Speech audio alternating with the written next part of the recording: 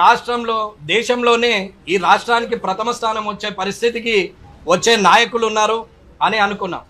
ఎందుకంటే కామారెడ్డి నుంచి పోటీ చేసిన నా అదృష్టం ఏంటంటే నా మీద ఓడిపోయినటువంటి ముఖ్యమంత్రి గారు, నా మీద ఓడిపోయినటువంటి మాజీ ముఖ్యమంత్రి గారు, నేను ముగ్గురం కూడా అసెంబ్లీలో కూర్చుండడం అనేది నిజంగా చరిత్ర. అది దానికి నేను చాలా సంతోషపడ్డాం. ఎందుకంటే ఆ ఇద్దరు కూడా పెద్ద తలకాయలు, చాలా అనుభవం ఉంది.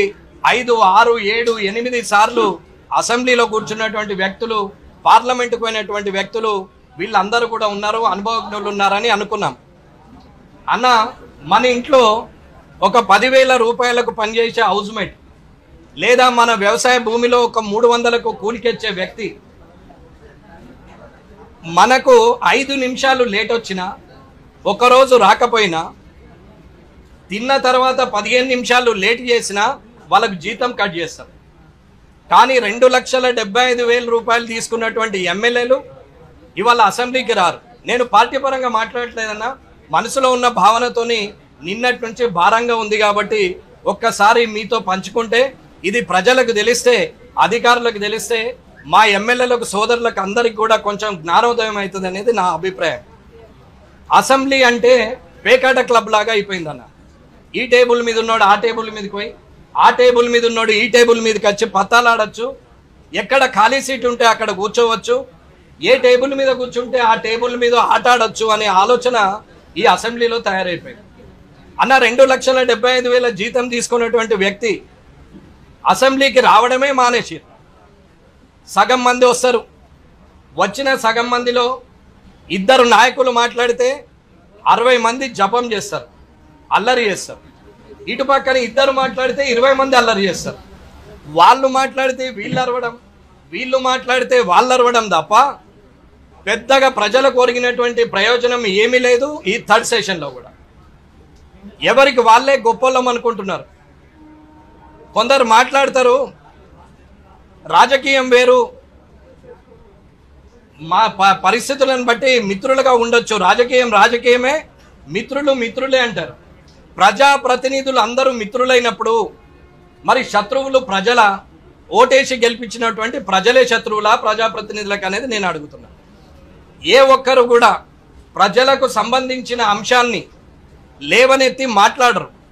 కానీ తన ప్రభుత్వం గొప్పది, తన ప్రభుత్వం గొప్పది అని చెప్పి మాట్లాడే వ్యక్తులే తప్ప ప్రజల గురించి మాట్లాడే వాళ్ళు లేరు.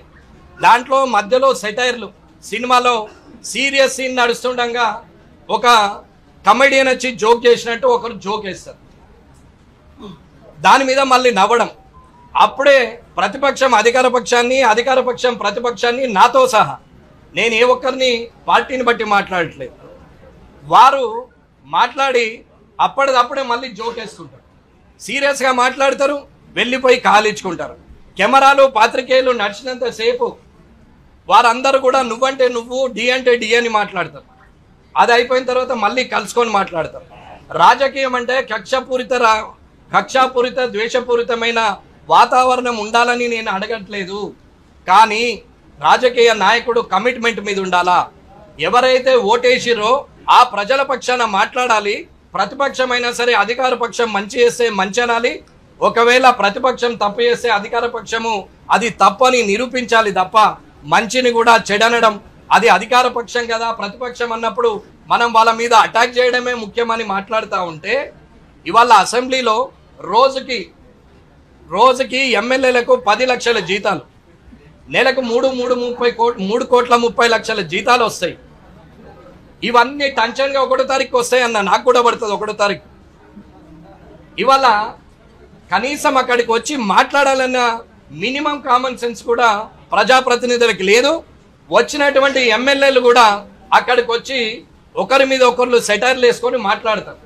తిడతారు, పొగుడతారు వాళ్ళే, తిడతారు వాళ్ళే, పొగుడతారు వాళ్ళే, ప్రజల పక్షాన మాట్లాడినట్టు నటించేది వాళ్ళే. ఇది ఎమ్మెల్యేలు అసెంబ్లీలో చేస్తున్నటువంటి బాధ అన్న. నేను ఎమ్మెల్యేగా ఎందుకు గెలిచాం, అనవసరంగా వచ్చామేమో, ఈ అసెంబ్లీకి రాకున్నా బయట ఉండి పోరాడినా 10 మందికి లాభం జరుగుతుండే అనుకున్నా. మాస్టర్ ప్లాన్ మీద గొడవ చేస్తే ప్రజలకు లాభమైంది, మాస్టర్ ప్లాన్ క్యాన్సిల్ అయింది, పదవి లేదు. పావలా వడ్డీ గురించి మహిళల పక్షాన నిలబడి కొట్లాడితే వారికి పావలా వడ్డీ వచ్చింది, అప్పుడు నాకు పదవి లేదు.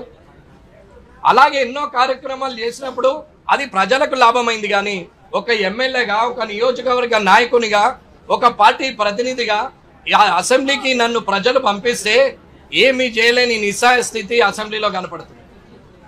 అన్న, ప్రజల దగ్గర సమస్యలే లేనట్టు, రాష్ట్రం మొత్తం సుభిక్షంగా ఉన్నట్టు ఇవాళ లోపల ఉన్న వాళ్ళు మాట్లాడుతూ ఉంటారు.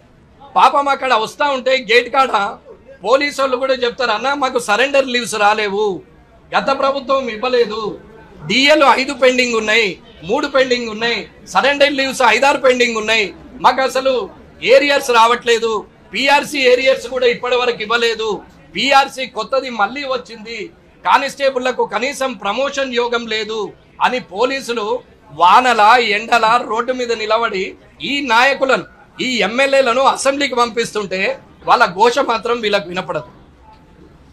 ఇవాళ ఎన్నో సమస్యలు ఉన్నాయి. ఇవాళ 1998లో డిఎస్సి క్వాలిఫైడ్ అయిన వాళ్ళు 26 సంవత్సరాల క్రితం క్వాలిఫైడ్ అయిన వ్యక్తులకు అప్పటి ముఖ్యమంత్రి గౌరవనీయులు కేసీఆర్ గారు పిలిచి మాట్లాడి ఇది మీకు సరిదిద్దుతామని 2016లో చెప్పారు. ఇప్పటి వరకు వాళ్ళని చూసిన పాపాన పోయింది లేదు. ఇవాళటి కూడా ఎవ్వరు కూడా